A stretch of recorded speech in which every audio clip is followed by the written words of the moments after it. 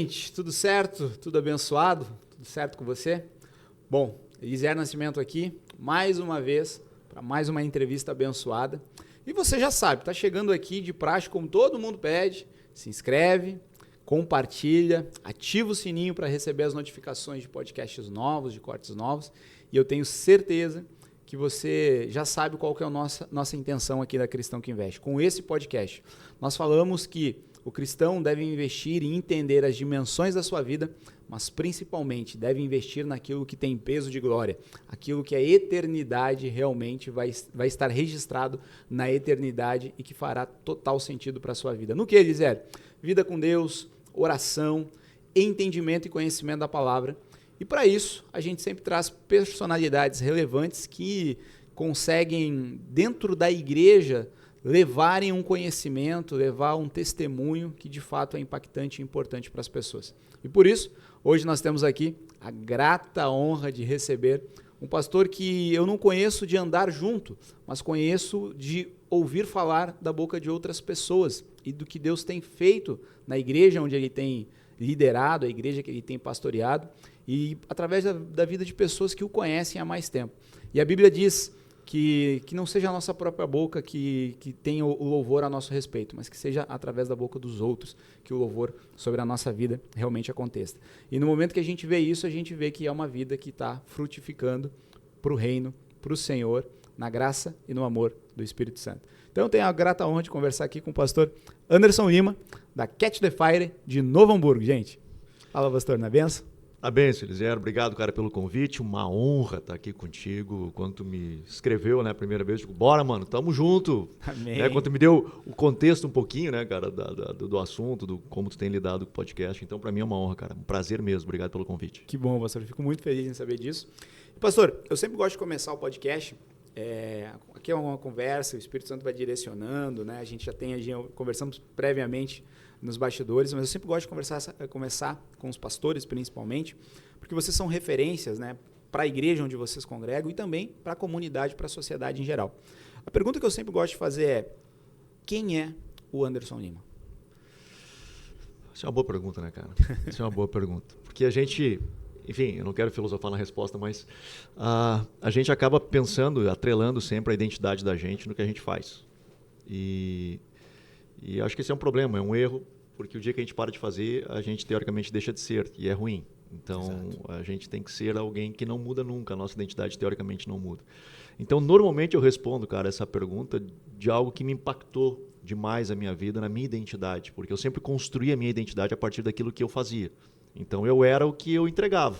Certo. Então, assim, eu passei uma vida inteira a partir da performance, do desempenho, porque eu precisava desempenhar para poder ser. Então, o sucesso, teoricamente, me determinava a minha identidade, quem é o Anderson. E, cara, eu fui muito impactado com uma mensagem de paternidade, de Deus transformando a minha vida, entendendo que eu sou filho, independente do que aconteça. Então, e é o que, cara, Deus fala com Jesus quando abre o céu, lá no batismo, e podia dizer tanta coisa, né? Dizendo, tu és Jeová Jiré, o justo juiz, a estrela da manhã, o sol nascente, o advogado, enfim, tantas coisas que saíam de Jesus, mas ele abre o céu e diz, tu é meu filho. Então, assim, ele afirma a identidade de Jesus, né? Sendo, cara, tu é meu filho, eu te amo, e a tua vida gera prazer em mim. Então, assim, respondendo no primeiro, não querendo ser muito filosófico, mas, cara, para mim isso foi muito impactante. Cara, eu sou um filho de Deus, ponto. Isso, assim, sou um filho de Deus, que hoje sou casado e amo minha família, tenho 2 filhos, né? Sou casado com a Miriam, tenho o Tim, que também está casado agora, 23 anos está casado com a Tina, né? O Timóteo e a Martina, e tenho uma filha, a Isabel, que está acompanhando a gente aqui, está atrás das câmeras aí. Legal, que bênção, pastor, maravilha. E quantos anos nessa vida ministerial? Nasceu em um lar cristão? Não, cara, não. Conta aí um pouquinho como é que foi esse encontro com o teu irmão, né? Que a gente então, fala, né? No momento que a gente entendeu que é filho, a gente tem um encontro com o irmão, né? Verdade. Cara, a minha história é muito maluca, assim, porque a minha mãe, cara, ela veio do interior do estado, ela tinha um problema, fez uma cirurgia e ela teve que vir para Porto Alegre. E aqui, os irmãos da Assembleia de Deus acolheram ela. Ela não era cristã, de uma família extremamente católica, assim, muito rígida, que... São 13 filhos, todos eles têm nomes de santos no meio dos seus nomes, porque era muito tradição, ainda que eles não eram frequentadores da igreja, mas eram muito tradicionais. E ela veio ter um encontro com Jesus. E aí, enfim, na sua adolescência ela acaba saindo fora, casa com meu pai. Eu sou batizado na católica quando nasço. E depois de um tempo minha mãe disse, sabe o que, cara, nós precisamos buscar a Deus, não é só ter uma religião. E aí então ela tenta buscar a Deus e tal, e aí eu lembro de criança, cara, eu devia ter uns 9 anos, eu lembro de um dia estando numa igreja batista e eu lembro ter sentido a presença de Deus. E eu lembro que essa memória é muito vívida para mim, assim, eu lembro chorando, cara, de tendo um encontro com Jesus naquele dia. Cara, mas eu era criança, meus pais pararam de ir na igreja, eu parei de ir também, passei toda a minha adolescência distante de Deus, assim. E aos 17 anos eu tive um encontro com Jesus, de novo numa igreja batista, agora do meu tio, né, o pastor Neuci, ali da MBCV no Hamburgo, onde minha mãe, eu peguei meningite, cara, com 15 anos, e quase morri, na verdade, 3 jovens pegaram, era eu e mais 2, ficamos em quartos juntos, no mesmo corredor, assim, os 3, isolados, obviamente, porque necessita isolamento, e os 2 vieram a falecer, cara, só eu sobrevivi.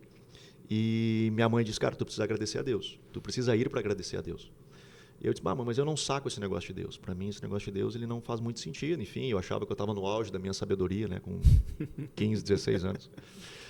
E aí ela foi incomodando, não, tem que ir. Até que com 17 anos eu disse, tá bom, mãe, então nós vamos para a igreja. Eu vou agradecer a Deus, então, por isso aí e tal.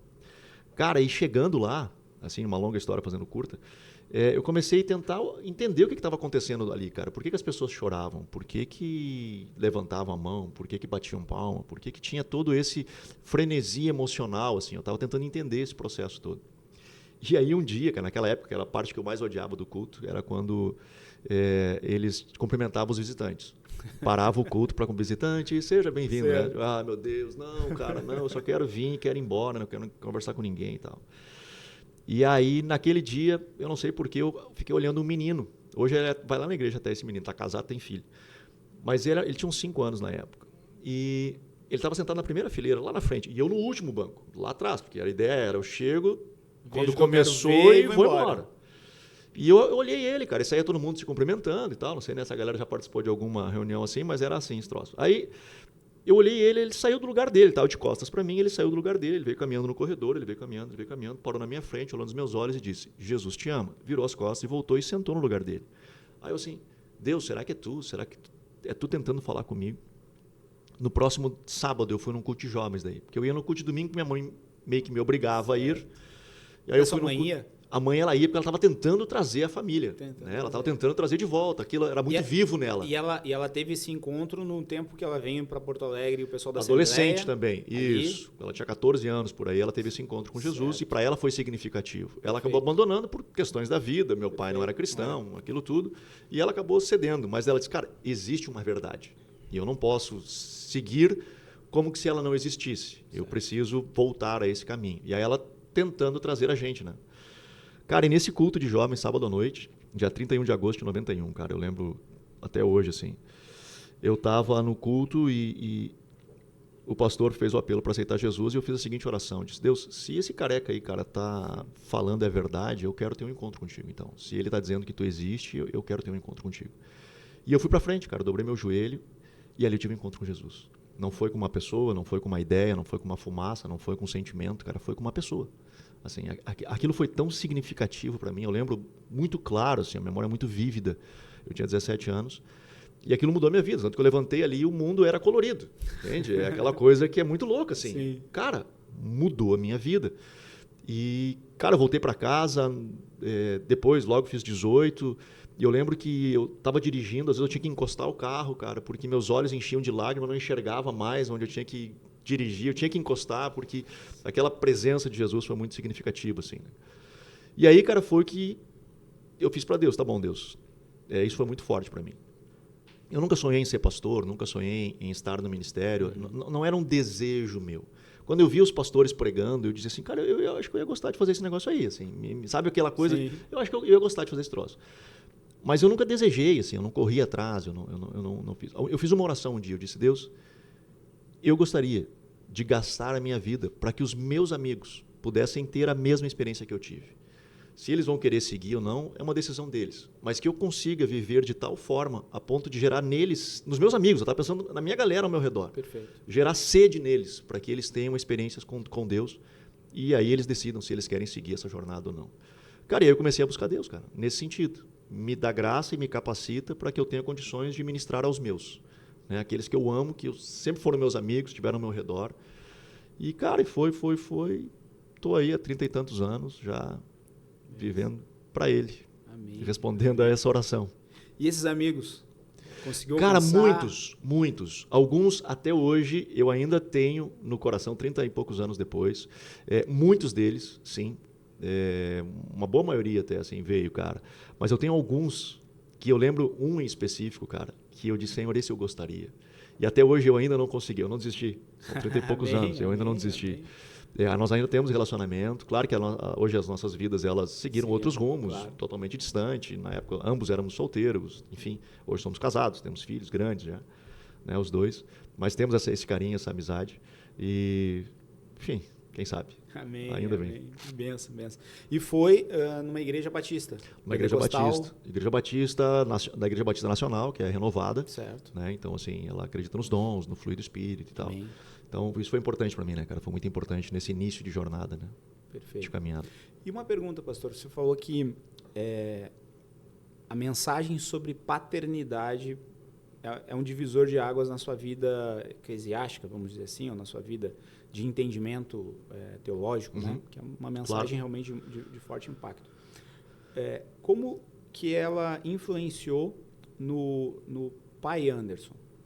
Você teve um encontro através dessa mensagem e essa identidade de filho realmente veio para fora porque ela já existia, só precisava ser identificada. Mas como que ela mudou a conduta do pai Anderson, né, com relação aos teus filhos?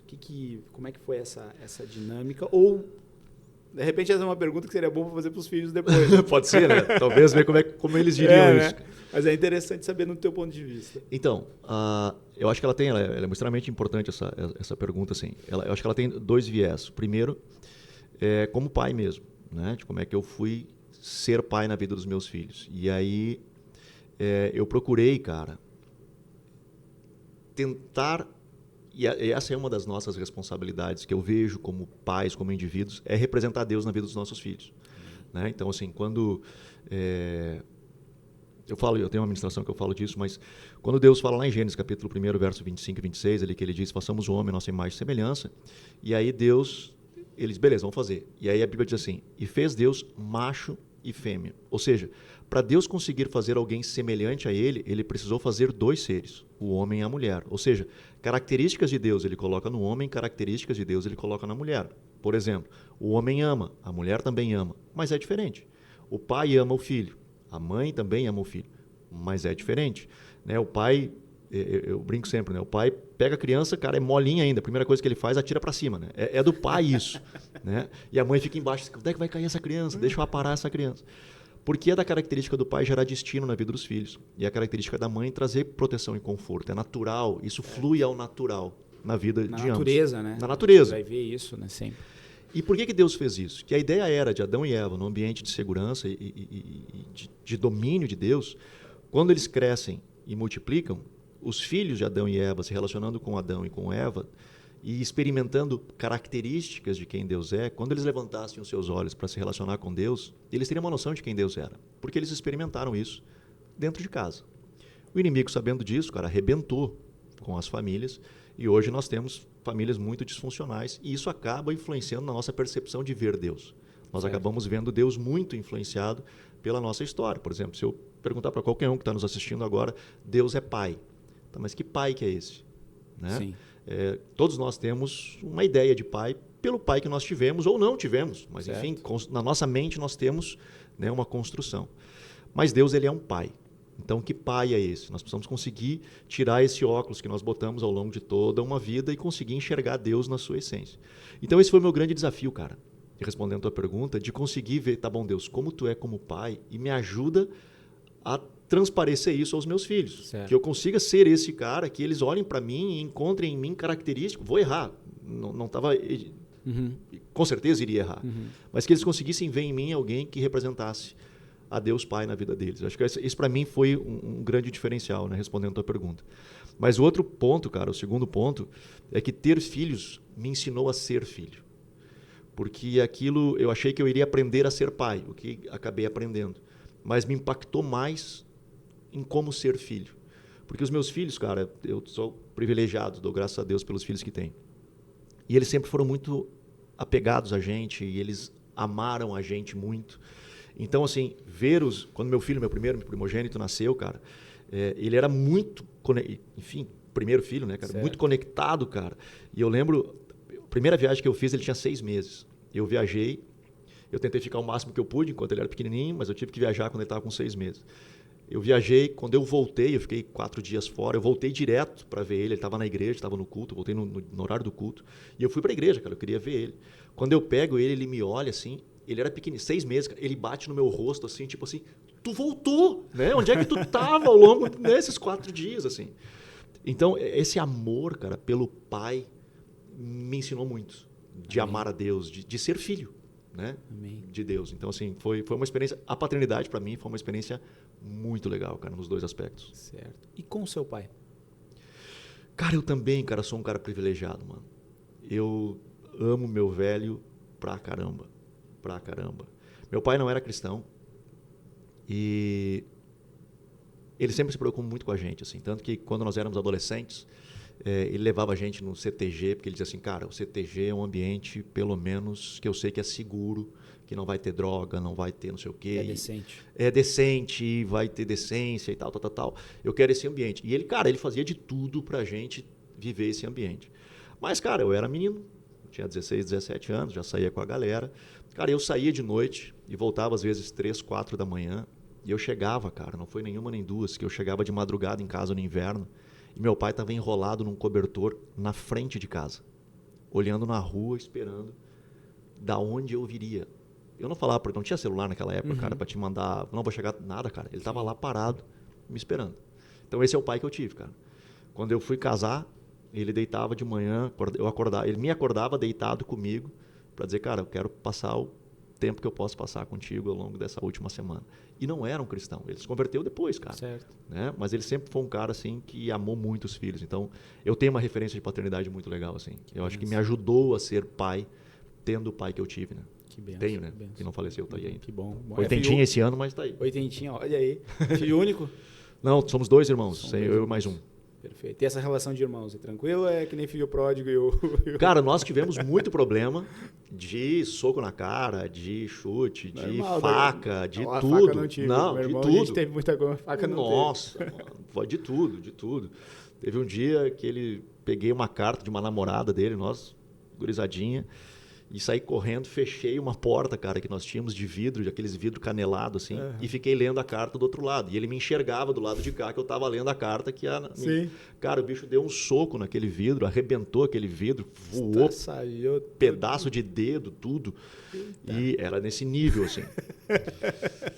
Cara, até eu fazer, eu acho, 15, 16 anos, ele tem 3 anos a menos, e ele então tinha uns 12, 13. Sim.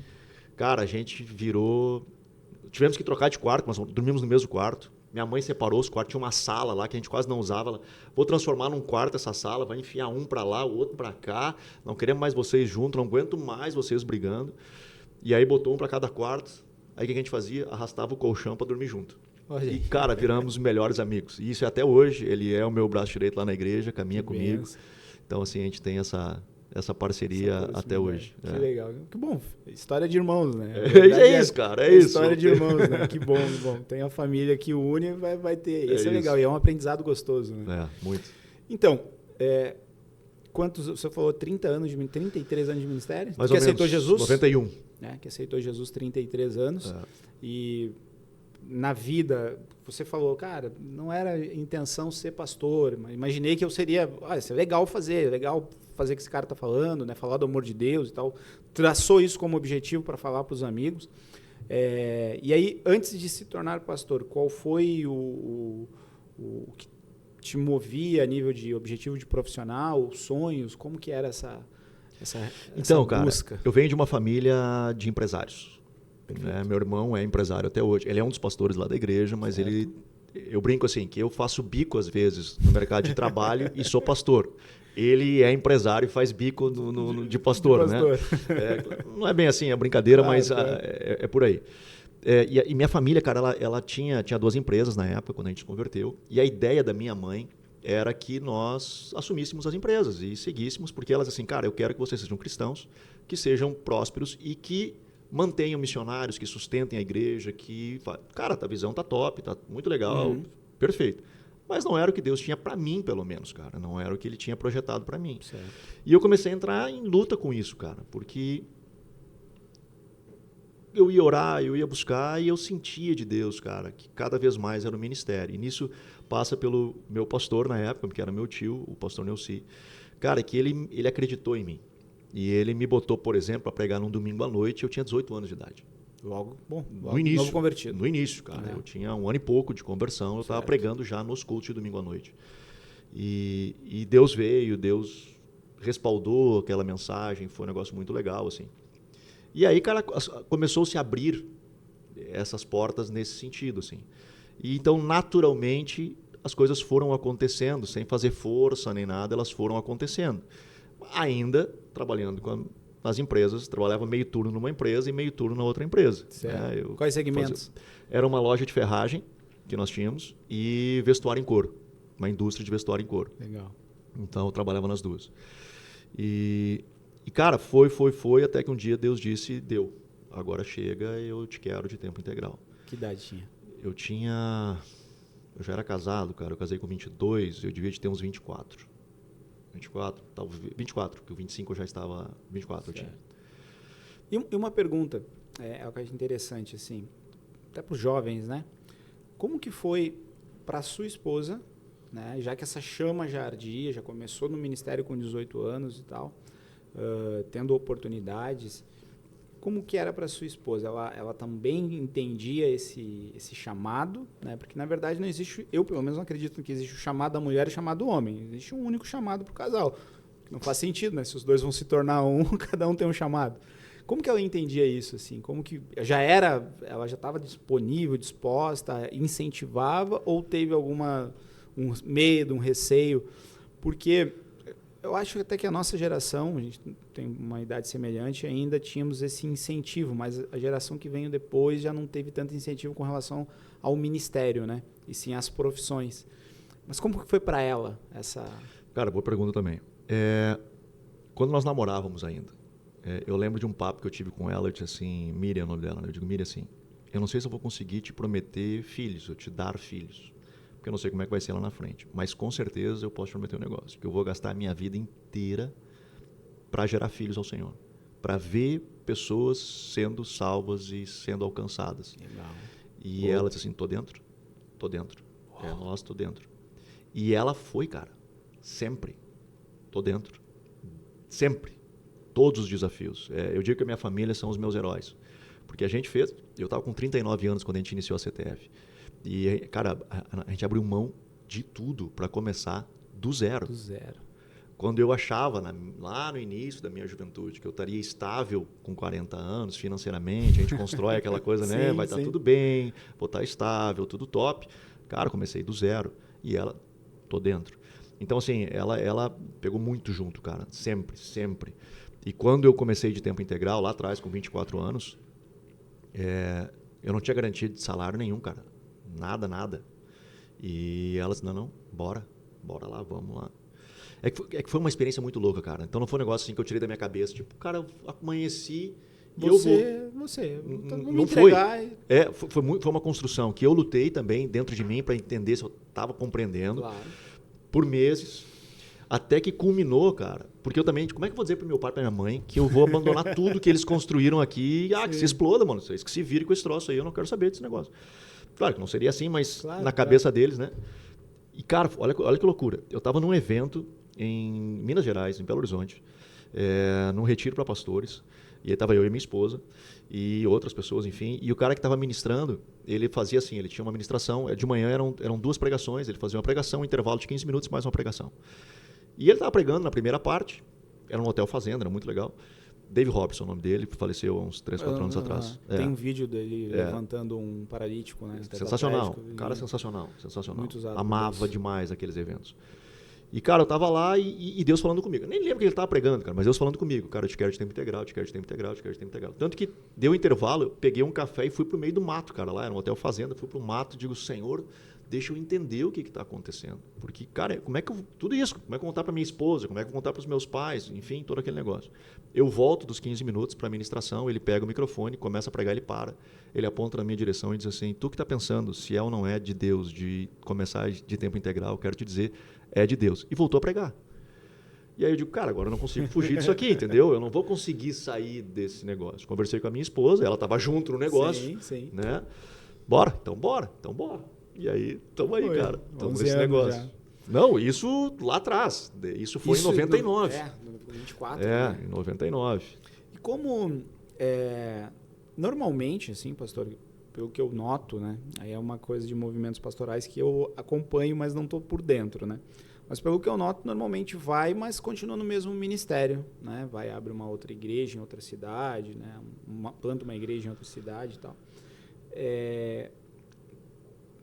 Você se dedica de tempo integral, mas o porquê montar ou porquê abrir a Catch the Fire? Tá, também é boa pergunta. Eu estava nessa congregação, que era do meu tio, que abriu em Sapiranga, era de Novo Hamburgo, eu me converti em Novo Hamburgo, certo. Ela abriu em Sapiranga e emancipou em Sapiranga, então nós estávamos em Sapiranga. Em 97, cara, a gente foi para um evento em Toronto, no Canadá. E eu não sabia exatamente o que era. Na verdade, me venderam o gato por lebre. Me disseram que ia ter um monte de preletor conhecido e tal. E eu não conhecia nenhum quando eu cheguei lá. Eu disse, cara, gastei uma grana do caramba para vir para o Canadá. E não conheço um pregador dessa lista aqui, cara.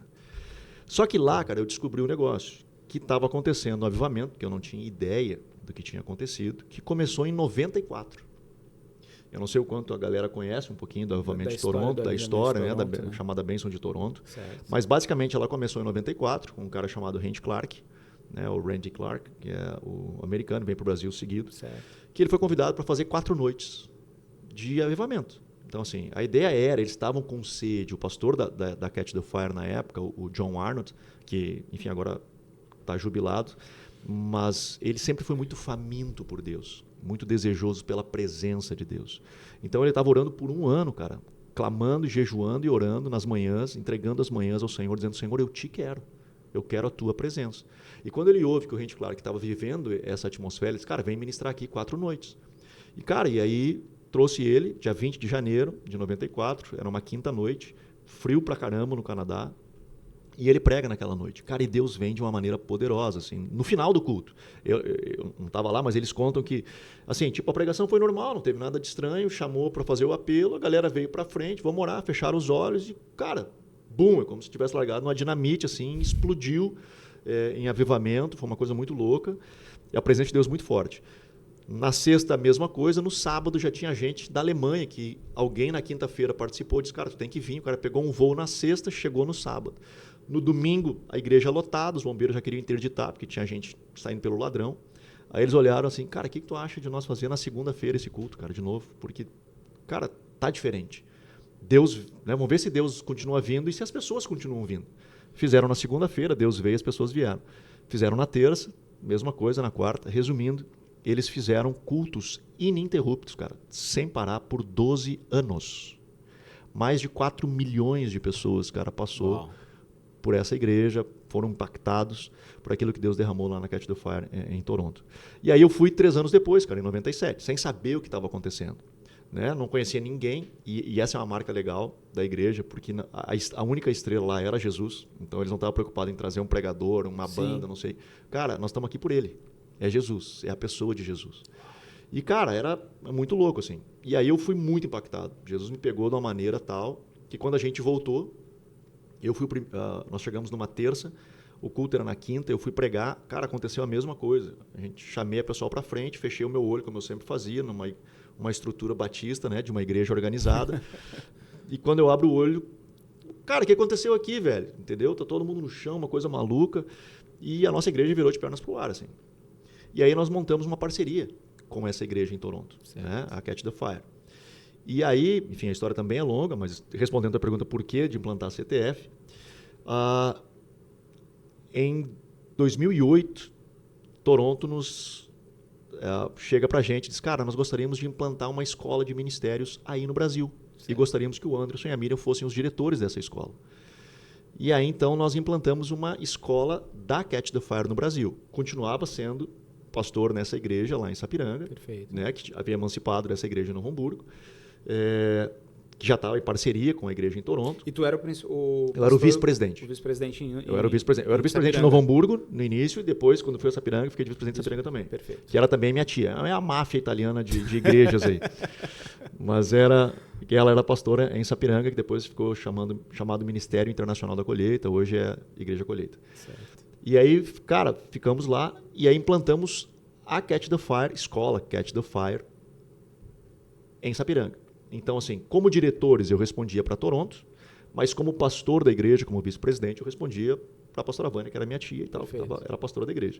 E, cara, fizemos isso por alguns anos, até que, enfim, a história também é longa, mas nós tivemos problema lá com um vizinho que reclamou que a gurizada fazia bagunça. Imagina, cara, um monte de jovem morando junto, porque a escola era o seguinte, o pessoal vinha, ficava 5 meses conosco, tendo aula todos os dias, morando. Então tinha aula todos os dias, adoração todos os dias. Eu gosto de educação, né? Professor, tive escola também na área de curso técnico. Quais eram as temáticas? O que ensinava? Cara, chamava Escola de Ministérios. Ela caminhava em cima de 2 trilhos. O primeiro era a restauração do coração. Então nós falávamos de identidade, de paternidade, de ouvir a voz de Deus, de conseguir entender aqui dentro. Essa mensagem de paternidade que impactou a sua vida foi em Toronto? Em Toronto. Eu ouvi ela em Toronto a primeira vez. Que eu digo, o que é isso aqui que os caras estão falando, mano? Entendeu? Nossa, nunca ouvi falar desse negócio. Porque, assim, em Toronto, ainda que tinha todo esse mover, todo esse poder, no fundo da igreja tinha uma frase que dizia assim, andando no amor de Deus e espalhando isso ao mundo. Aí eu falei, cara, tá errada essa frase. Porque eu tô vendo aqui um monte de poder, tem um monte de gente sendo curada, um monte de gente rolando, berrando, gritando. Cara, isso aqui é poder de Deus, porque é amor. Mas era essa essência que saía, cara. O amor era o efeito colateral, o poder era o efeito colateral. Certo. A essência daquilo era a identidade de paternidade, cara. De Deus é meu pai, eu me relaciono com ele, intimidade e tal. Que foi, para mim, é sensacional.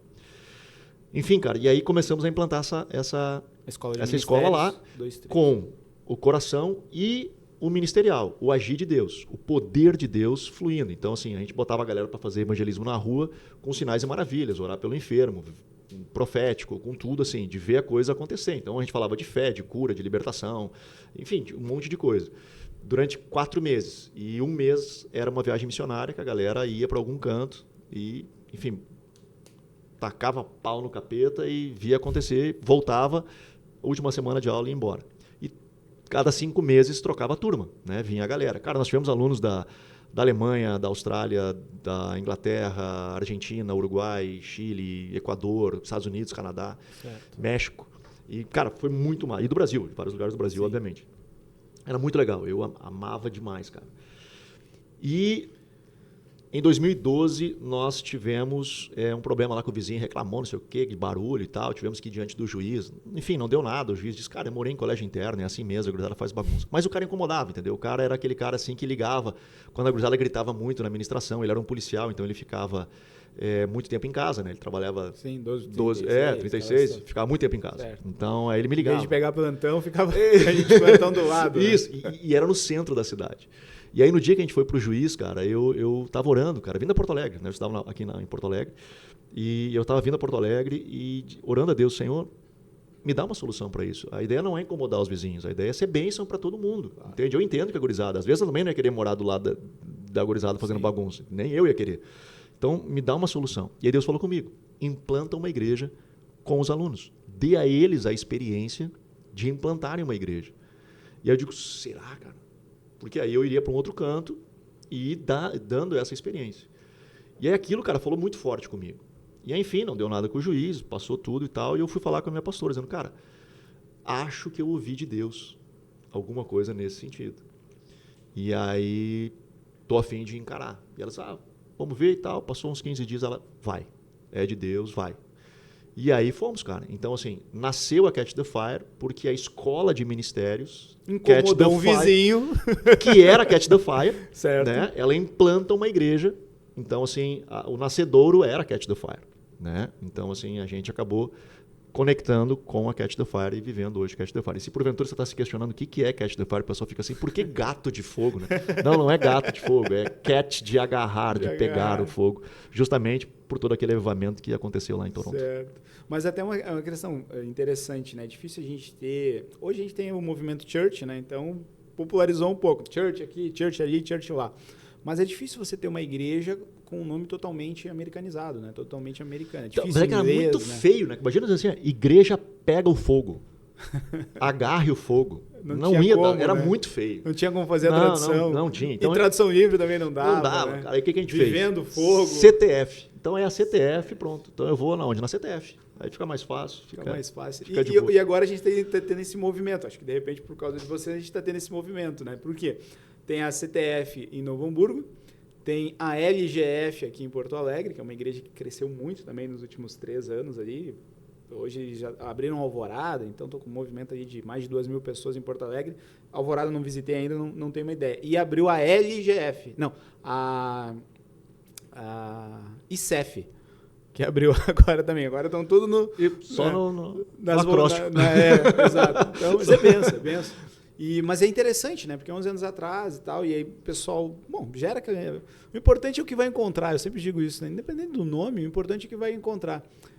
Muito novo, eu fui a São Paulo ainda, e em São Paulo tem ruas que chega a ter uma igreja do lado da outra. Sim, é muito doido, né? O movimento lá. E tinha muito nome estranho, cara. Tinha muito nome estranho. É melhor um CTF do que os nomes que eu já ouvi lá nas igrejas de São Paulo. E aí começou por causa da escola, pastor. Como que foi esse início? Qual foi os desafios? O que é de chorar? O que é de rir? O que é de se alegrar nessa caminhada aí? Então, cara, tem bastante coisa, bastante desafios, tem bastante coisa de chorar e de rir, mas eu acho que eu faria tudo de novo, cara, nesse processo todo, assim. Começa com quantas? Você, esposa? 12 pessoas. 12 pessoas. Começou eu, minha esposa, meu irmão, minha cunhada, meu pai, minha mãe, meu tio, a minha tia, o diretor, o coordenador da escola, a cozinheira da escola e um casal que era, de fato, o membro da igreja no primeiro momento, fora a nossa família e a galera da escola. Certo. Claro que os alunos a gente não contava como membro porque eles vinham, iam, né? Então a gente não considerava, mas eram 12 pessoas. Éramos 12. E começamos, cara. Começamos ali, então tem a lista lá de presença, quando a gente fez a ata de fundação, é os 12 lá. Né? Casualmente deu 12, não, a gente não pensou nos 12, mas casualmente eram 12 que estavam lá. 12. E cara, assim, foi quando a gente foi alugar um prédio, porque assim, como eu te falei, cara, a gente começou do zero, sem nada, e aí juntamos esses 12. Gurizada, olha só, e aí, são 12. Quanto é que a gente junta de grana aqui para pagar um aluguel? Porque a gente começou na minha sala primeiro, lá em casa. Antes, a escola começava em março, eu encerrei a escola que nós tínhamos em dezembro, ali ainda em Sapiranga, e aí eu disse, olha, eu vou tentar alugar um prédio para março, para a gente começar lá, senão eu continuo aqui em Sapiranga, aqui no prédio, depois a gente muda para algum canto, né? Mas nós vamos seguir para implantar uma igreja. Não, beleza, continua o tempo que precisar. Mas a gente conseguiu um prédio ali no Finaleira, já entramos já queimado, tanto que quando os alunos chegaram não tinha nem luz no prédio ainda, né? Foi romântico, assim, os primeiros dias, porque era luz de velas o jantar. Olha aí. Né? Então a gente alugou assim, em cima. Mas começamos a nossa casa, aí conversando com a galera, a gente perguntou, tá, quanto dá? Cara, a gente juntou assim, tipo uns R$2.000 de grana, de dízimos e ofertas que cada um poderia contribuir desses 12 ali. E aí eu disse, cara, vou procurar um prédio de 2.000. Que prédio de 2.000, cara, para alugar? Não tinha como. Assim, e aí, porque tinha que botar, cara, imagina, era escola, refeitório, espaço para o culto, enfim, era muita coisa, né? Dormitórios, tudo. Sala de convívio. Isso, então a gente alugou um prédio de 1.000 metros quadrados na época, começando, e ele queria 12.000, a gente conseguiu por 6 na época, por um período de carência de 3 meses. Eu pensei, Jesus, em 3 meses, tu vai ter que fazer alguma coisa, né? Porque senão eu vou ter que vender um rim, alguma coisa eu vou ter que fazer aqui nesse negócio. Cara, a gente alugou pela fé mesmo. O primeiro ano foi muito difícil, assim, porque entrava para pagar o aluguel. A gente juntava, assim, e pagava o aluguel. E, cara, sempre Deus proveu, foi muito legal. E os alunos, cara, faziam tudo. Eles limpavam a igreja, eles davam aula na escolinha, eles faziam o louvor. Eu pregava, mas o resto, eu e meu irmão, mas o resto, cara, era eles que faziam. Eles tiveram uma experiência sensacional, cara, de implantar a igreja. E deu muito certo, assim. Quer dizer, a gente sempre espera mais, né? Que possa dar resultados melhores. Mas a coisa foi acontecendo. No primeiro dia, eu conto isso para a nossa galera lá que faz o nosso curso de memoramento, o dia que deu 25 pessoas. eu abracei meu irmão e disse, cara, avivamento, cara, vai dar certo esse negócio. Juntou 25 pessoas. Porque o pessoal chegava com cadeira, a gente não tinha nem cadeira, cara, a gente começou com som emprestado, tudo emprestado. Sim. Aí o pessoal chegava com cadeira de praia, aí abria, sentava, depois fechava e levava embora. A gente começou assim. Então nós tivemos esses desafios, cara, foram desafios financeiros, de desenvolvimento de equipe, de tudo isso, né, cara, que é um processo, é um grande processo. Gerar filho, né? Isso, com o DNA daquilo que a gente acreditava. Porque a escola, ela carrega, em cima desses valores que eu te falei dos 2 trilhos, ela tem 4 pilares que são muito importantes, que é a intimidade com Deus, é o coração paterno de Deus, essa paternidade de Deus, a cura do coração e o agir do Espírito Santo, o mover do Espírito Santo. Então, cara, são 4 valores que a gente procurou. Como era a escola que estava implantando uma igreja, cara, nós queremos ver como ir, porque na escola era maravilhoso ver os alunos serem transformados. Cara, como é que isso funciona numa comunidade maior? Como é que isso funciona num ambiente onde nós vamos ter mais pessoas, cara, vivendo isso? Será que funciona? Será que dá para viver? Porque o pessoal dizia assim, mas na bolha da escola é fácil, eu quero viver isso no dia a dia. Bora lá então, vamos ver como é que funciona. E, cara, foi maravilhoso, assim. E ele traz características que acabam identificando a gente como igreja. Né? A CTF em si, quando o pessoal chega e diz assim, cara, mas aqui é diferente, é o jeito CTF de ser. E aí eu me explico. Por exemplo, na questão da intimidade. Né? A Bíblia diz assim, Jesus fala, né? As minhas ovelhas ouvem a minha voz e me seguem. Então, assim, se você é ovelha de Jesus, você precisa aprender a ouvir a voz de Deus e seguir a Jesus. Então, na CTF, por exemplo, tu não vai encontrar, e nós intencionalmente não vamos querer te entregar, aquele ambiente onde assim, pastor, eu posso trocar de carro? Pastor, eu devo casar com a fulana de tal? Pastor, é de Deus eu comprar tal apartamento ou vender tal coisa? Cara, eu posso dar a minha opinião, eu posso até dizer assim, cara, acho que é de Deus, mas assim, a decisão é tua, mano. Porque é tu quem tem que ouvir Deus e a responsabilidade é tua porque a vida é tua. Afinal, Deus me chamou não para cuidar de uma creche, para cuidar de uma igreja. Eu preciso que você cresça, eu preciso que você desenvolva, né? Que você evolua. Então, assim, um dos nossos pilares é a intimidade. Então, cara, eu vou te ajudar a ouvir a voz de Deus. Posso ser um cara que vai te aconselhar. Posso até ser profeta na tua vida e dizer, cara, entendo da parte do Senhor que Deus está te direcionando a isso. Mas assim, a decisão é tua. Não terceiriza a responsabilidade. Porque se der certo, glória a Deus, mano. E se der errado, tu vai abraçar. Não vai dizer, mas o pastor... Não, o pastor não disse nada, mano, é responsabilidade tua. E com isso eu não estou querendo me eximir disso. Eu estou querendo só fazer com que a igreja cresça, ela desenvolva e assuma a sua própria... Afinal, a vida é tua. Tu precisa saber o que tu quer para ti, né? Não pode terceirizar isso. Exato. Paternidade, por exemplo. Cara, uma vez que eu entendo que a minha identidade é de filho, cara, às vezes o pessoal lá... Pode ser bobagem, cara, mas isso causa um impacto muito grande. Por exemplo, cara, eu não estou preocupado se as pessoas me chamam de pastor Anderson, de sei lá o quê. Cara, meu nome é Anderson, pode me chamar de Anderson, tá tudo certo. Porque a minha identidade é Anderson. Hoje eu estou pastor. Posso não ser mais daqui um dia. Posso talvez um dia dar só aula em seminário, né? Ou você missionário, você sei lá o quê, pregador itinerante, qualquer coisa. Não muda quem eu sou. O meu título não me define. Por isso que eu iniciei, né, aquele papo todo. Assim. Porque para nós ele é muito importante. E aí, cara, isso trouxe uma liberdade absurda para nós. Onde eliminou, eu não vou dizer eliminar talvez seria uma palavra forte, mas diminuiu absurdamente o quesito competitividade dentro do nosso ambiente. Que eu acho que esse é um grande mal, cara, do século. Né? A ideia da comparação, da competição, onde eu tenho que ser melhor que o outro, a minha igreja tem que ser a maior, tem que ser a melhor. Cantar melhor, pregar melhor, evangelizar mais, orar mais alto, mais bonito, mais eloquente. Então, quando é que eu estou bem? Né? E eu sou dessa época, assim, cara, que eu, como pastor, a gente vivia assim, chegava alguém lá e dizia assim, cara, tu não sabe o que aconteceu. O que foi? Sabe, a igreja tal dividiu. A gente fazia assim, puxa vida. Mas aqui dentro a gente pensava, graças a Deus que a minha não. Né? Era uma lágrima de crocodilo, assim, tipo, cara, eu tô chorando, mas, cara, eu tô bem porque a minha não. Então, assim, enquanto todo mundo estava mal e eu estava, não vou dizer bem, mas pelo menos não tão mal que nem eles, eu me sentia tranquilo. Sabe, quando eu entrava em crise, quando alguém chegava para mim e dizia assim, sabe o que está acontecendo na igreja tal? Que, cara, os caras estão batizando 50 pessoas por culto. Aí tu ficava assim, meu Deus do céu. O que eu estou fazendo que eu não estou conseguindo viver isso? Sim. Por que eles estão vivendo? Porque nós vivíamos numa competição. Sim. Né? É o filho mais velho da parábola do filho pródigo. Né? Que quando o filho pródigo vem, o pai faz uma festa, ele emburrado, senta lá debaixo de uma árvore, fica indignado. Cara, mas como é que está fazendo? Eu estou aqui sem nunca transgredir um só dos teus mandamentos e nunca me deste um cabrito sequer para alegar com os meus amigos. Agora vem esse teu filho aí que gastava com prostituta e meretriz. E tu está fazendo uma festa. Não é justo isso, né? Porque ele estava competindo por amor. Sim. Então, assim, a paternidade, ela rompe isso, cara. Tipo assim, cara, eu só quero ser filho, eu só quero uma coisa. Que é o que Jesus viveu, cara. Ele não estava preocupado se ele estava juntando 5 mil homens fora mulheres e crianças ou ele tinha só os 12. Tanto que um dia ele olha para os 12 e assim, tá, e vocês vão ficar aí, eu vou embora também, qual que é? Cara, eu só quero fazer uma coisa. Eu quero cumprir a vontade daquele que me enviou. É isso. Eu vivo para isso.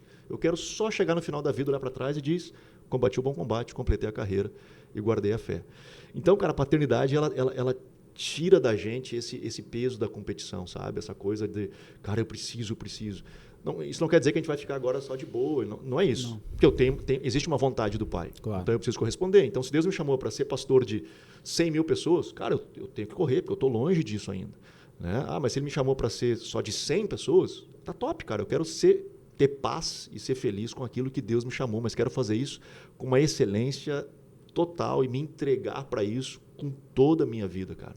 Maravilha. Então, assim, causa uns impactos na igreja local isso, sabe? Cura do coração, mesma coisa, né? Se uma árvore é sã, ela vai produzir frutos sãos. Normalmente a gente diz assim para a pessoa, para de mentir. O que a gente está fazendo? A gente está indo lá na árvore e arranca o fruto da mentira. Mas, cara, depois de 3, 4 meses, ele volta a mentir de novo. Ele se aguenta uns 3, 4 meses, depois ele volta. Por quê? Porque existe uma raiz, cara, que está alimentando esse fruto. Então não adianta arrancar o fruto, que é o que a gente normalmente faz, que a gente comete esse erro na igreja. Tem que parar de mentir, tem que parar de adulterar, tem que parar de não ser... Tá certo, tem que parar, tá? Mas não resolve eu só dizer para ele parar. Eu preciso entender o que está alimentando, cara, isso que está fazendo com que ele tenha esse fruto, nutrindo isso, né? Enfim, então são esses valores, cara, a gente já fui longe agora na resposta, né? Mas são esses valores que definem a gente como igreja, cara, e fez com que a gente fosse viver CTF. E conseguir experimentar hoje o que nós estamos vivendo 11 anos depois, olhando para trás e dizendo assim, cara, que massa, mano. Foram desafios incríveis? Foram lutas demais, cara. Mas valeu muito a pena, porque hoje nós vemos vidas que foram impactadas por esses valores, por esses pilares, e que alguns deles, cara, chegam... E é comum, cara, a gente ouvir isso, o pessoal dizer, cara, parece um novo evangelho. Parece que eu estou vivendo um novo evangelho. Isso me assusta até, né, cara? Porque, teoricamente, era para ser isso aí. Né? Mas, enfim. Para a gente encerrar esse primeiro bloco, professor, a gente fazer um breakzinho rápido para os patrocinadores, né, gente? Mas uma pergunta. Hoje impacta quantas vidas a sua igreja? Nós temos reunido hoje, por domingo, mais ou menos 1.000 pessoas. Certo. Nós temos 3 cultos, contando o total dos 3, né? Certo. São 9 da manhã, 5 da tarde e 7h30 da noite. Perfeito. Nos domingos? Aos domingos. O movimento é aos domingos e... Meio de semana nós temos nós chamamos grupos familiares. Certo. Que nós acreditamos demais na igreja, não o domingo, mas acreditamos na vida comunitária. Amém. Gente, seguinte, olha só, a gente vai parar rapidinho aqui, né? Para você a gente vai parar rapidinho aqui para o patrocinador vir dar o recado dele, para esse podcast continuar acontecendo, para as pessoas continuarem sendo alcançadas e a gente já volta, beleza? Tamo junto. Não te esquece, se inscreve no canal, clica no sininho, faz tudo o que tem que fazer aí e compartilha isso com 10, com 15, 20, 30, 100 pessoas, porque eu tenho certeza que essa mensagem hoje está edificando muito a vida de você. Até mais, tamo junto. Clínica Odontológica Doutora Daniela Cassel. O sorriso que transforma. Em um mundo onde cada detalhe conta, seu sorriso é a sua marca registrada. Na Clínica Odontológica Doutora Daniela Cassel, localizada estrategicamente na Avenida Presidente Kennedy, 281, Sala 103, Sapiranga, Rio Grande do Sul, entendemos o poder de um sorriso radiante. Com uma equipe dedicada e apaixonada pela odontologia, estamos aqui para oferecer não apenas tratamentos, mas uma experiência transformadora. Desde a primeira consulta até o último ajuste, estamos comprometidos com a sua saúde bucal e a sua satisfação. Na nossa clínica, não tratamos apenas dentes, tratamos pessoas. Cada paciente é único e nossos tratamentos são personalizados para atender às suas necessidades específicas, com tecnologia de ponta e técnicas avançadas e inovadoras. Garantimos resultados que vão além do esperado. Acreditamos que o sorriso é a expressão máxima da felicidade e confiança. Por isso, nosso objetivo é proporcionar a você o sorriso dos seus sonhos, aquele que ilumina qualquer ambiente e abre portas para novas oportunidades. Não deixe que o medo ou a insegurança impeçam você de alcançar o sorriso perfeito na clínica odontológica. doutora Daniela Cassel. Estamos aqui para guiá-lo em cada passo no caminho com cuidado, atenção e profissionalismo.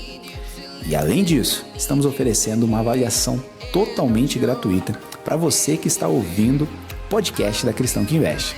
Então, agende a sua consulta agora mesmo pelo número 5139334922 ou pelo WhatsApp 51 99 555 8799. Siga-nos também no Instagram, @Daniela S. Cassel, e faça parte da nossa família de sorrisos felizes. Venha descobrir o poder transformador de um sorriso na Clínica Odontológica Doutora Daniela Cassel. Estamos ansiosos para receber você. Beleza, gente? Voltamos aqui no nosso podcast de hoje, pastor Anderson Lima, da Catch the Fire, de Novo Hamburgo. E você já sabe, a gente vai continuar agora aqui. Você clica no sininho, se inscreve no canal e compartilha esse podcast que eu tenho certeza que vai te abençoar e abençoar muitas pessoas. Pastor, como eu falei aqui, né? A gente estava falar um pouquinho agora do movimento da igreja ou das igrejas, né? O senhor vê a religiosidade realmente dominando no que tange as igrejas protestantes hoje no Brasil, um movimento religioso mesmo? Ou você percebe, a nível de quantidade, não digo qualidade, mas a nível de quantidade, você percebe que não, está parelho, está pau a pau as igrejas do evangelho verdadeiro, a igreja que prega o verdadeiro evangelho, pastores realmente idôneos? Como é que está essa sua percepção? Cara, eu sou daquele cara que eu gosto de olhar o copo meio cheio, sabe? Nessa ideia, assim. Porque a gente tem uma tendência de fazer terra arrasada quando a gente vê problemas em qualquer área, assim, né? E a igreja, ela sempre teve, cara. É que, assim, se juntar 3, 4 pessoas e criar um sistema, porque com 2 pessoas dormindo no mesmo quarto, já vai ter que criar um sistema. Porque um gosta de dormir mais tarde, outro gosta de acordar mais cedo. Eu que o diga lá em casa. Aí um gosta de luz acesa, o outro gosta de luz apagada, aí nós vamos criar uma regra aqui. Cara, quando eu construo um sistema, eu acabo engessando algumas coisas e, cara, é difícil tu encontrar uma comunidade que ela não tenha alguma estrutura que a gente chama de religião ou de religiosidade. Ela vai ter. E com isso não está mal, não é que está errado. Ela vai ter, porque ela só não pode ser a coisa mais importante, né? Ela não pode ser a coisa que tu olhe e enxerga a estrutura. A estrutura, ela não pode ser a coisa principal. É que nem o nosso corpo, cara. Se nós não tivéssemos ossos, nós seríamos uma geleia. Podia estar cheio do Espírito Santo, nós ficar tremendo, mas não ia para lugar nenhum. A estrutura do nosso corpo nos leva aos lugares onde nós precisamos. Mas quando eu te vejo, eu não vejo teu esqueleto. Eu vejo muito mais do que isso. O que aparece é a primeira coisa. Então, eu acho que esse é o grande anseio nosso como pastores, de buscar botar para fora, né? Que é o que a gente está vivendo de fato. Dito isso, cara, eu acho que ele tá meio a meio, cara. Nós temos as nossas dificuldades, mas nós temos uma galera, cara, apaixonada, que tem traços e vai ter traços da religiosidade porque está vivendo uma vida comunitária, mas ela é sincera, ela é honesta, cara. Ela tá buscando encontrar Jesus Olha que loucura isso que a gente está falando, né, cara? Porque nós estamos falando da igreja de Jesus. Então, teoricamente, isso deveria de ser intrínseco, cara. Né? Não, como é que tu vai pensar que não tem igreja honesta? Não, teria que ser, né? Infelizmente, não é assim. Sim. Mas dentro de como qualquer profissão, como qualquer ambiente, tem gente safada, tem todos os níveis. Sim. Cara, mas a igreja, ela é a igreja de Jesus. Foi Jesus quem sonhou com ela. Então não é uma coisa nossa, não é uma invenção humana, não é um negócio que a gente pensou assim, cara, o que nós vamos fazer, cara? Vamos criar uma igreja. E aí nós vamos seguir. Não, cara, foi Jesus que disse, eu edifico a minha igreja e as portas do inferno não prevalecem. Então, assim, foi ele quem construiu, foi ele quem pensou na igreja. Então eu não consigo ver a igreja como um fadado ao fracasso ou perdendo essa batalha para a religião. Não consigo, cara. Porque, certo, de novo, nasceu do coração de Deus, ela veio de Deus, ela moveu de Deus. Tem os seus problemas, tem as suas dificuldades. E isso é legal, porque isso demonstra que nós continuamos atrás de um Salvador. Nós precisamos de um Salvador. Por isso, o dia que a igreja for perfeita, ela deixou de ter a necessidade de um Salvador. Não justifica os seus erros. Não tô querendo dizer que tá tudo certo. Sim, sim. Mas eu costumo falar na igreja isso. O pessoal critica a igreja e critica com razão quando ele diz assim, vocês pregam moral de cuecas, porque vocês ficam falando aí de que não pode adulterar e a pastorada toda adultera. Toda não, mas uma quantidade grande de pastores adulteram. Vocês falam que não pode ter prostituição, não sei o quê, mas, cara, tem vários que dão esse mau testemunho. Beleza. E tá certo. Eles têm direito a nos criticar, uma vez que é o que está aparecendo para eles. Sim. E isso acontece. Ao mesmo tempo, quando eu digo assim, eu faço parte da igreja, o que eu estou dizendo? Eu estou dizendo para a sociedade, não que eu sou perfeito, estou dizendo para a sociedade justamente isso, cara, eu sou podre. E por ser podre é que eu fui para a igreja, porque eu preciso de um salvador. Mas aí uma questão da religiosidade intrínseca que a gente percebe que foi por muitos anos propagada. Não vou citar A ou B aqui, mas a gente sabe que por muito tempo, né, foi propagado que as pessoas que estão na igreja são santas. Né? É uma realidade, né? Por isso, historicamente falando, né? É o que a gente quer vender.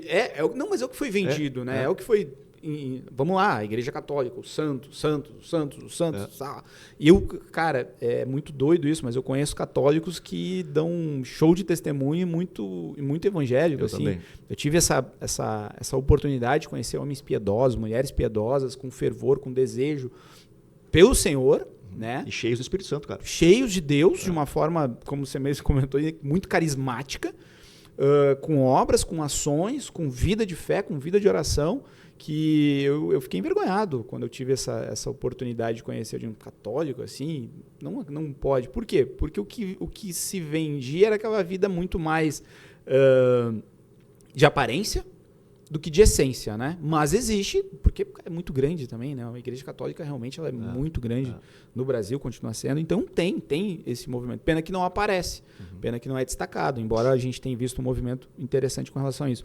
Mas a Igreja Evangélica no Brasil, durante muitos anos, ela adotou justamente essa pecha, né? De que não, é santo, é diferente, é o sal da terra, tem que...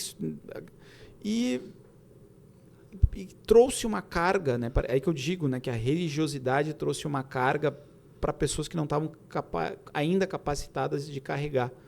E a gente acaba sofrendo essa consequência.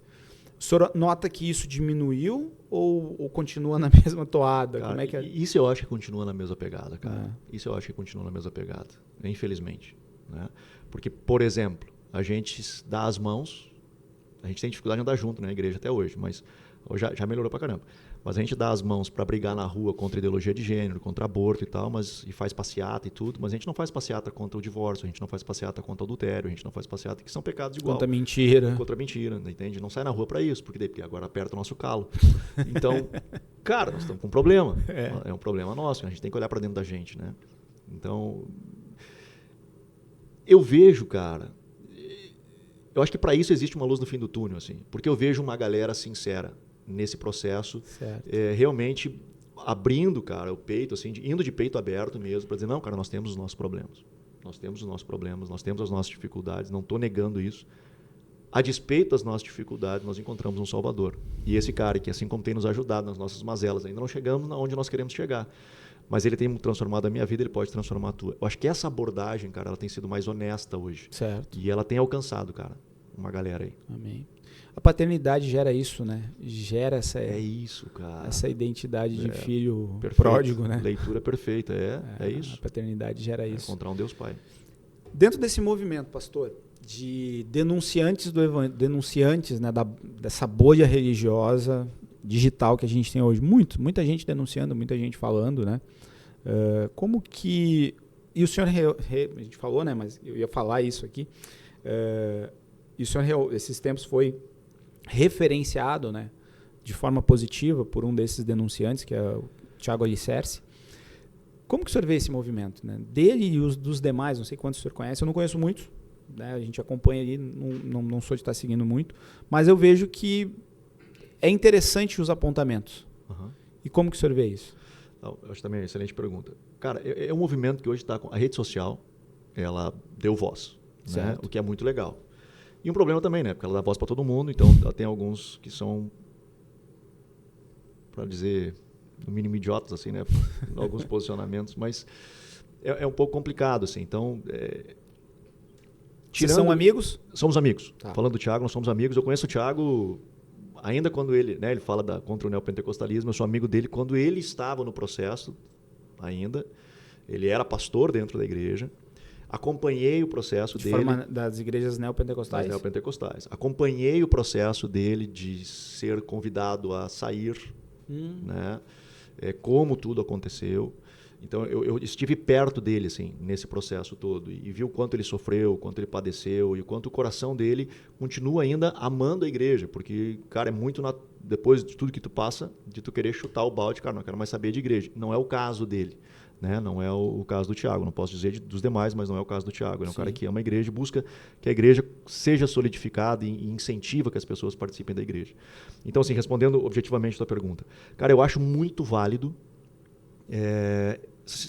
uns 20, 30 dias atrás, a minha pastora, que é lá do Canadá, ela me mandou uma reportagem em inglês que saiu na CBN, que eu acho que é de broadcast cristão dos Estados Unidos, falando da rede social do Brasil e o quanto os youtubers e influenciadores digital têm trazido uma nova percepção teológica para dentro da igreja. Certo.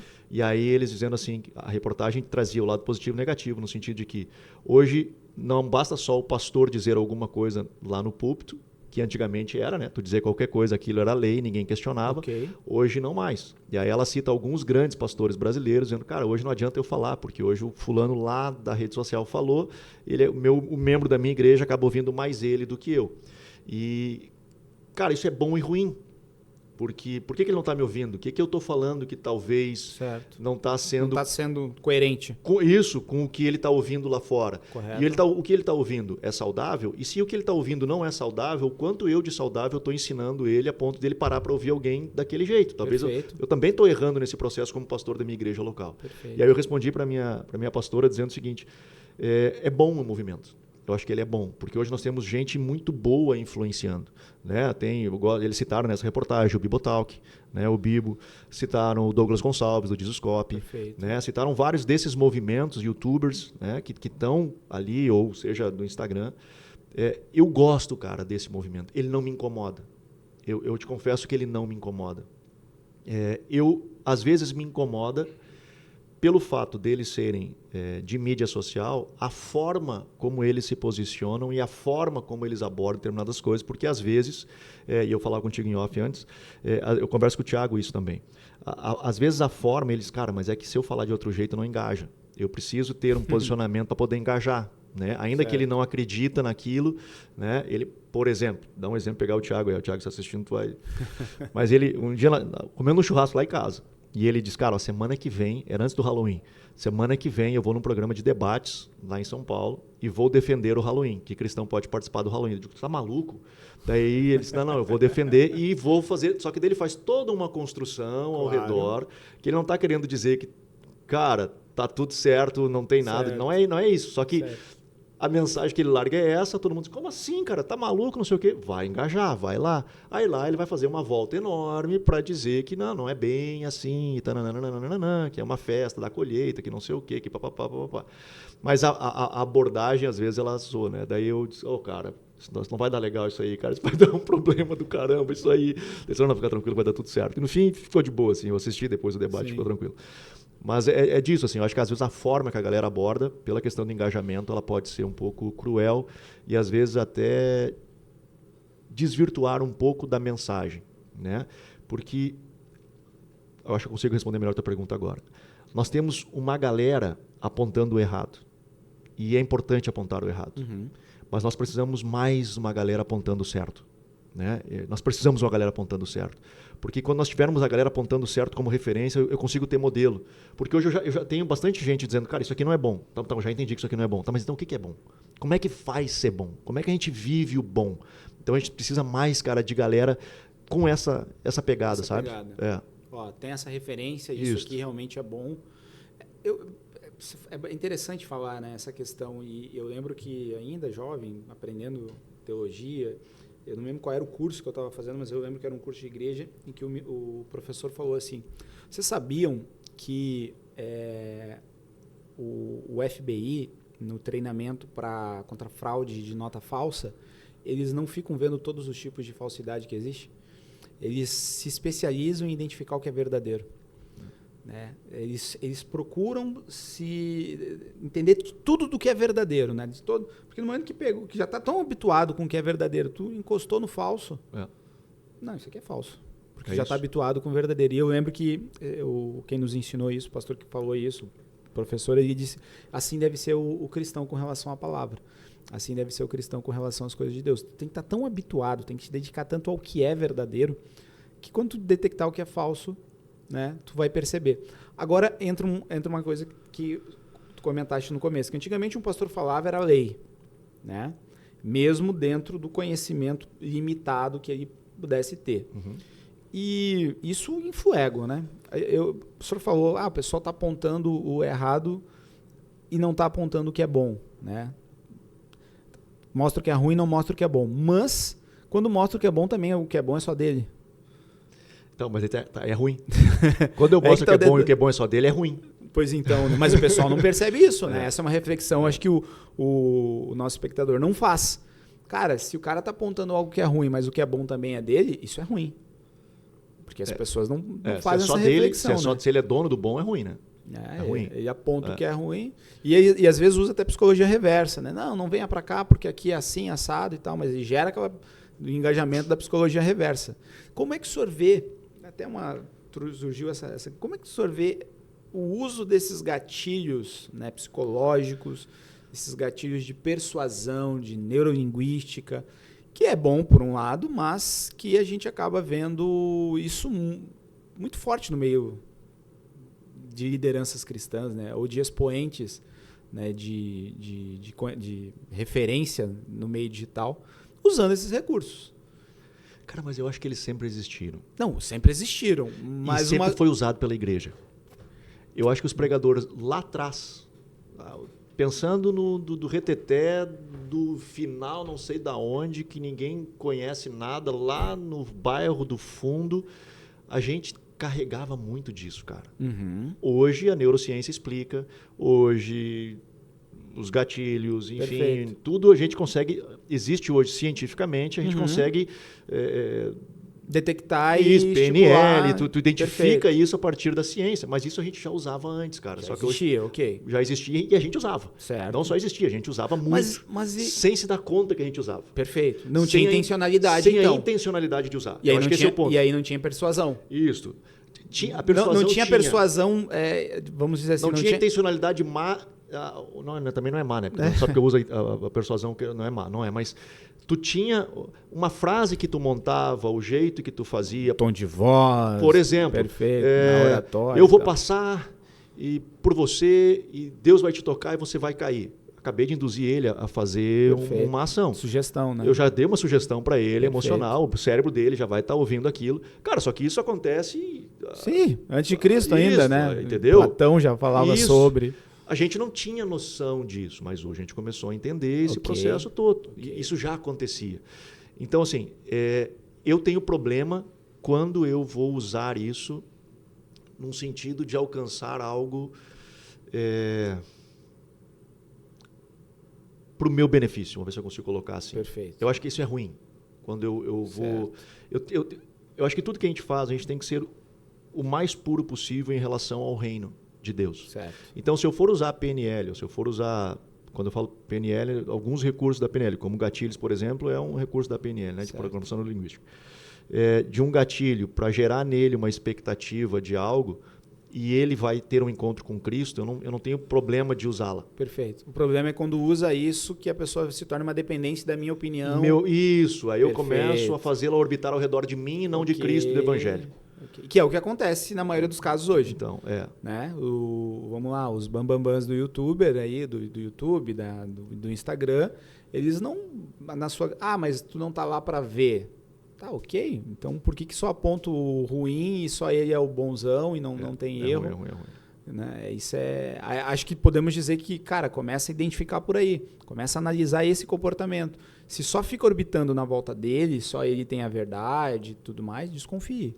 É porque ele precisa ter, por quê? Porque tu precisa comprar o curso dele, tu precisa, né? tu tem que gerar alguma coisa que ele tem para te entregar. Então, Sim. Acaba que eu preciso... Tem alguma coisa que é meu, cara. Porque senão tu pode comprar de outro, né?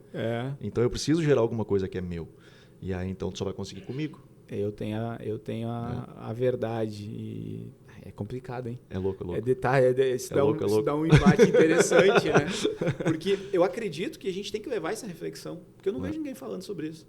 Ninguém reflete sobre isso, né? Dentro desses movimentos, desse espectro de manipuladores, né? E também de pessoas que falam a verdade, mas parece que está tudo bolado no mesmo balaio. Anteontem, eu estava assistindo bem rapidinho, eu estava assistindo... Tá bem legal pra galera assistir. É um corte, era um corte, né? Com a Laura Solgueles e o Douglas no Jesuscope, falando sobre a adoração nos Estados Unidos, porque a Laura tá lá, né? Tá na Upper Room, nos Estados Unidos, e ela faz o seguinte comentário. Ela diz assim, cara, os Estados Unidos hoje tem um problema, porque ele criou uma adoração e uma estrutura de adoração que ela é muito voltada para a sensação da pessoa que está assistindo a adoração. Então, tu chega lá, o ambiente, a luz, a imagem, o telão, tudo, a música, o tom, a coisa, ela é voltada para a pessoa que está ali, para agradar a pessoa que está ali. Isso, né? O pessoal aqui está falando muito. Né? O pessoal está falando hoje do culto Disney World, né? Que é aquela ideia da experiência do culto. Uou. Então, eu chego e vou ter uma experiência daquilo que está acontecendo. Verdade. E acaba sendo muito isso. E aí ela diz o seguinte, cara, não adianta... qual que é a ideia disso? É para atrair as pessoas. Okay. E aí a discussão deles é a seguinte, e é para tentar achar um ponto de equilíbrio, mas a discussão deles no podcast é o seguinte, cara, não adianta a gente atrair a presença das pessoas da cidade inteira para o nosso culto se ele não vem. Não vem. Se a presença de Deus não vem. Então, ao mesmo tempo que eu preciso, cara, atrair Deus, e não adianta eu tentar criar toda uma estrutura dessa de PNL, de não sei o quê, para atrair as pessoas e elas estarem ao redor de mim, cara, o objetivo de nós estarmos ali é Ele. Então, assim, é tudo por Ele, é para Ele. Cara, se Ele não vem, nós fizemos uma reunião de clube, de grupo, de qualquer irmandade, mas não foi um culto, não foi uma experiência de fé ali, né? Então, acho que essa reflexão deles é muito importante. Ao mesmo tempo, e aí essa é a minha reflexão em cima disso, eu não posso esquecer desses caras.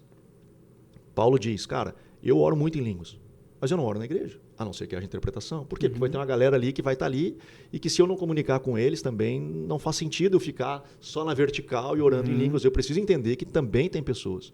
Então, ao mesmo tempo que eu preciso ser vertical na minha adoração, a razão pela qual nós estamos aqui, eu não posso esquecer desse outro cara. Okay. O que eu não posso é super valorizá-lo. O que eu não posso é só olhar para ele e dizer, cara, nossa, eu estou juntando aqui 10 mil pessoas Eu tenho essa preocupação, né? Como eu te falei, a gente está juntando ali mais ou menos umas 1.000 pessoas no domingo.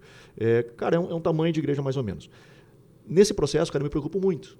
Porque, cara, Deus não me chamou para juntar gente. Senão eu abri uma casa de eventos. Certo. Deus me chamou para fazer discípulos de Jesus. Quantos desses, cara, estão entendendo o que é o Evangelho? Quantos desses caras estão, de fato, nascendo de novo?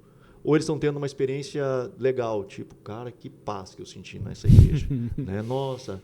E daí você vai pra festa, curtir um bailão. Renovei minhas baterias e agora eu tô... Entende? E isso tem se ouvido muito, né? Eu tenho percebido que muitas das pessoas que visitam algumas igrejas nesse espectro sensorial, que legal, bacana, e depois estão no pagode. Eu me sinto muito bem, então, lá, é muito legal. É bom, mas a vida continua como se nada tivesse acontecido. Por um período... Vai acontecer, né? Porque até o cara, de fato, ter um encontro com Jesus e ser transformado, às vezes tem o período de transição ali. Mas aí que tá. Se a igreja está preocupada com a presença. Isso. Em algum momento a presença vai sobressair. Porque ele vai ter que confrontar o cara. Se a mensagem está sendo pregada como deve, né? Ele vai ter que confrontar. Porque o evangelho é confrontador. Ele vai ter algum momento, ele vai confrontar. Né? Não vai só ficar no frufru, né? Só ursinho de pelúcia. Ele vai ter que ir ao encontro. Perfeito. Então, mas é uma preocupação que a gente tem, cara. Eu acho que os pastores, de uma certa forma, têm, a maioria deles, isso, né, cara?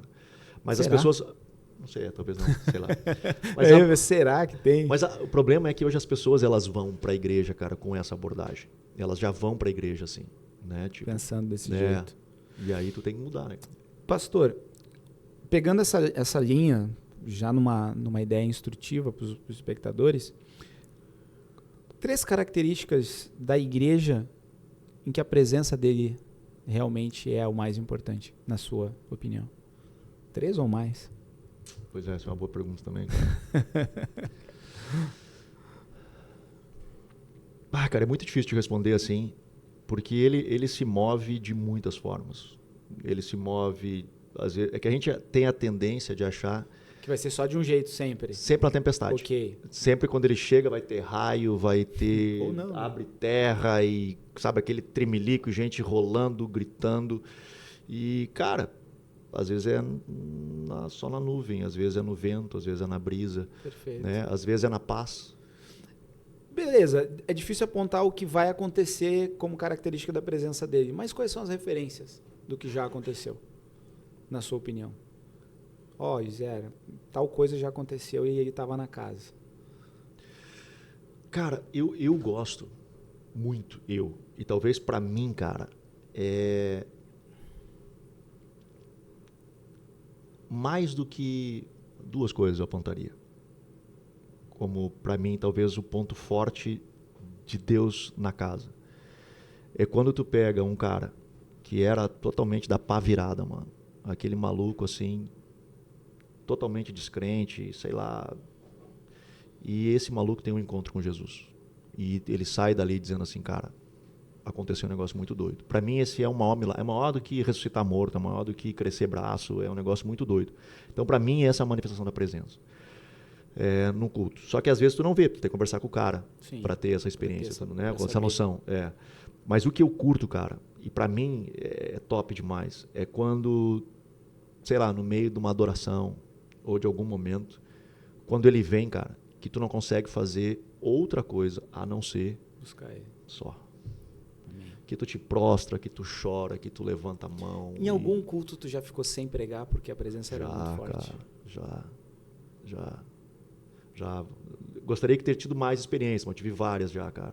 Eu já tive várias experiências. Sim, assim. É muito legal. Eu lembro de um culto, cara, olha que louco.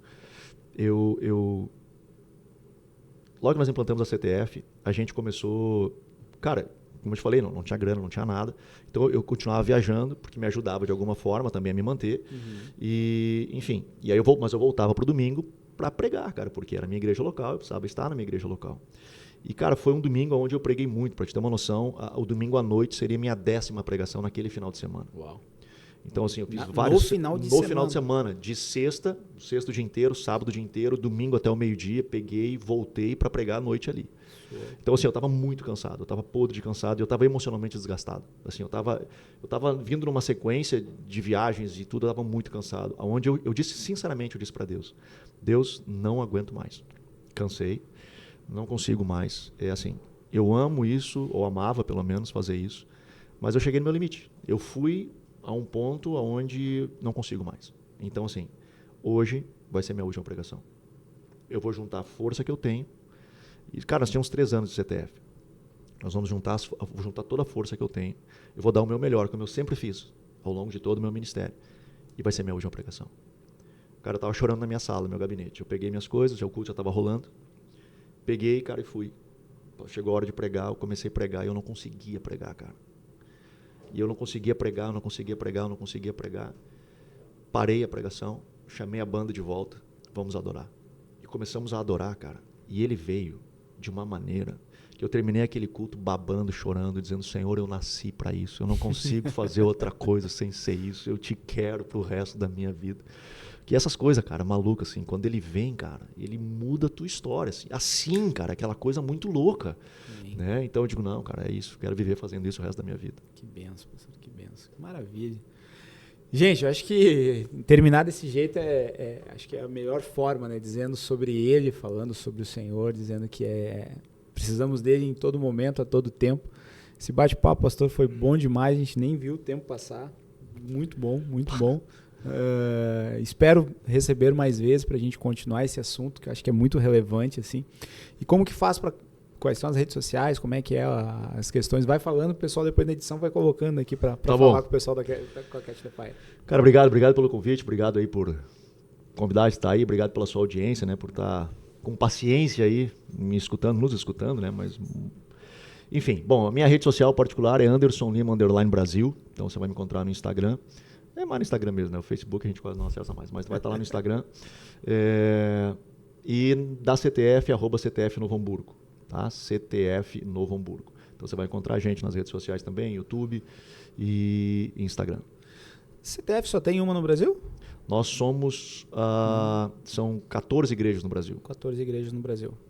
Perfeito. E aí quem é que coordena? Hoje eu sou o responsável por coordenar a rede de igrejas no Brasil. Na América Latina. Na América Latina. Então perfeito. hoje são 19 igrejas na América Latina. Certo.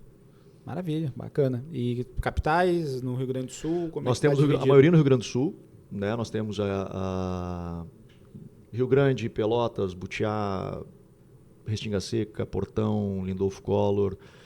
Eu não vou lembrar de todos agora, né? Mas enfim, tá tudo na região aqui, Perfeito. Novo Hamburgo, Sapiranga. No Rio Grande do Sul mesmo. No Rio Grande do Sul, Fora do estado, Piracicaba, São Paulo. São Paulo. Tem ainda uma igreja em Piracicaba. Maravilha. CTF Piracicaba. Bacana, pastor. Gente, é isso aí. Catch the Fire, uma igreja para se conhecer, uma igreja para se visitar e quem sabe pertencer. E eu tenho certeza que vocês vão conhecer aqui em Novo Hamburgo, pastor Anderson, corpo de obreiros que estão lá, pessoas idôneas, dedicadas e que realmente buscam a presença dele. Eu pude sentir hoje a presença do Espírito Santo nesse papo aqui com o pastor Anderson e é uma marca, né? A Bíblia fala que o Espírito testifica no nosso coração e eu tenho certeza que vocês vão conseguir ser impactados. Não deixa de se inscrever no canal, apertar no sininho e compartilhar, porque cristão que investe é o cristão que investe na vida com Deus, na oração, na palavra, na comunhão, na igreja e no reino. Tamo junto, até mais. Até mais.